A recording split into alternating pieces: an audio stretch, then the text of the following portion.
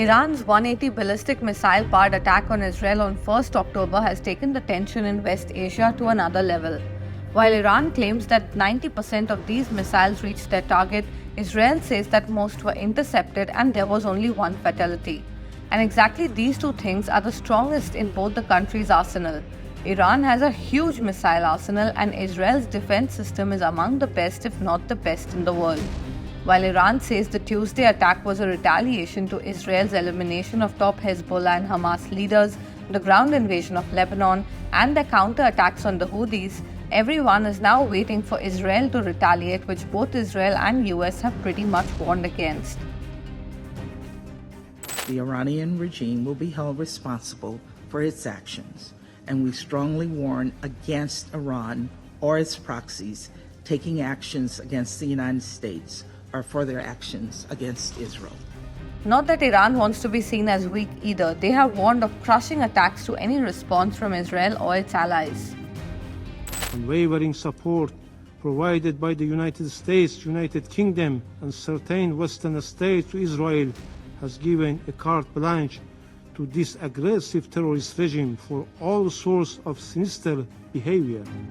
But even as information flies around about what Israel's next move will be, whether it's targeting military bases, trying to cripple their economy, or what many are talking about, targeting Iran's nuclear bases, let's take a look at how strong really are the two countries and how far can they afford to take this conflict before it becomes a full-fledged war.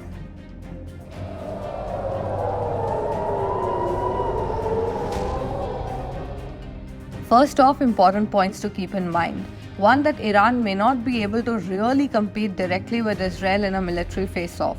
Though according to the Global Firepower Index, Iran has a greater manpower and greater number of military troops on ground, and they have far more land forces in terms of armored vehicles and tanks and other things. But Israel has greater air power and much more modern resources. They have more and much better fighter aircraft, special mission aircraft, aerial tankers, and attack helicopters. Also, Iran's air force is old and decrepit. Its air defenses are porous and it has had to contend with years of Western sanctions. Not to forget, the IDF or Israeli Defense Force is aided by US satellite intelligence and the much famed Mossad, which is Israel's overseas spy agency who have agents on ground in Iran. Most importantly, Israel's defenses are unmatched.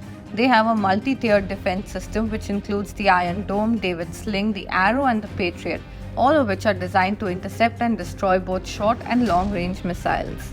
This is how they've been deflecting attacks from the axis of resistance so far. Also, as compared to in April when Israel's allies were warning them against a hard retaliation, this time even allies like US have vowed revenge on Iran. US as well as other countries like Jordan have helped Israel intercept the volleys of missiles from Iran during the Tuesday attack as well. The US, which is arguably the most powerful country, is of course going to keep helping them.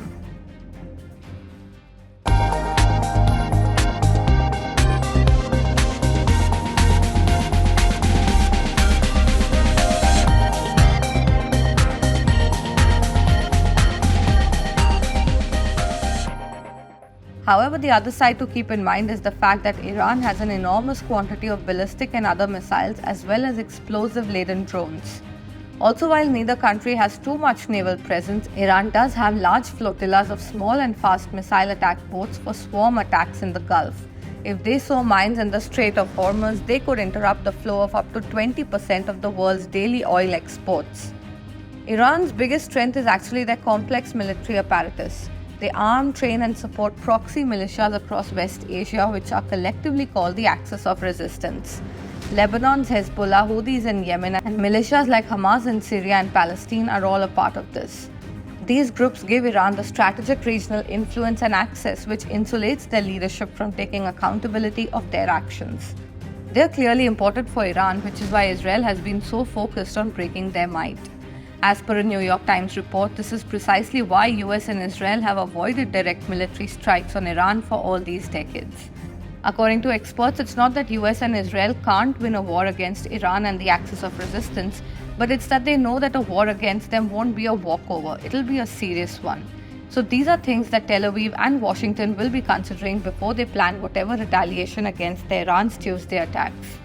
Right now, even as Israel plans its next move, Iran seems to be waiting, watching, and threatening.